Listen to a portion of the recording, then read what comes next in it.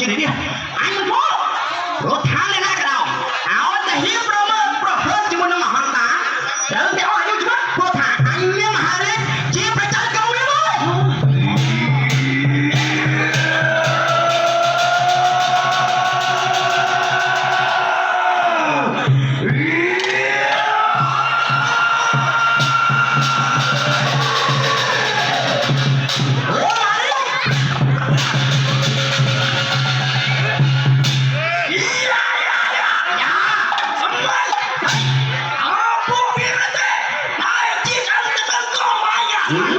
នេះហើយជាអាមនុស្សសម្រាប់កំពេចកំពត់ណាអាសិនជីវិតគឺជាចាំតែទៅកោហើយអាសិនជីវិតសម្រាប់ទៅកោហើយអោមិនបានគាត់មកយើងគឺជាសត្វជាតិ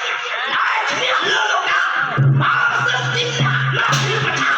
អ្នកនឹងទៅតែស្លាប់អូមិនប្រឆាំងនោះយ៉ាងម៉េចមិនថាអំណាចជាស្អាតព្រះអង្គគង់ទៅចាំថាសាក់សមោមានតែចុះចាញ់ស្គរទេហើយមនុស្សនោះតោះមកចុះចាញ់ចំពោះមនុស្សនោះដូចជាពួកអាថោកទីឯងហើយអើមិនត្រូវការសត្វណាខ្លួនបាយទេអើក្មេងៗណាមើលទៅលួចទាស់ជួអាចលុយចេញពីក្បាលតោះតាំងជាមួយនឹងអញណាទុកឲ្យគ្នាសួរវាបន្តិចណាហើយ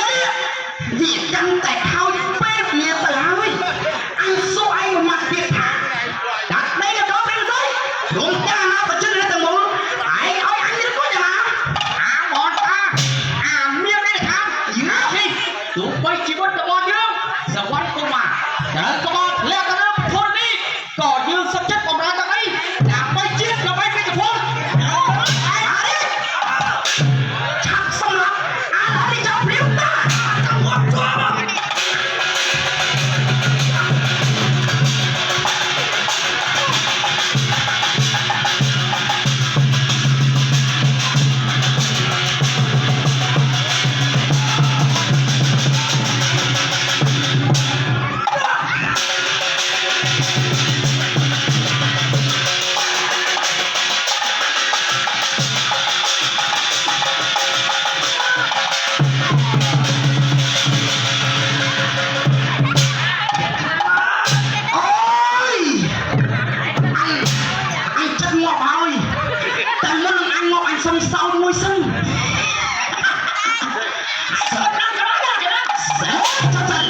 សោតដើម្បីទុកស្នាមឲ្យខ្ញុំជាប្រុសស្អាតនៅក្នុងស្រុកខ្មែរគាត់ទៅមនុស្សជិតស្លាប់ហើយ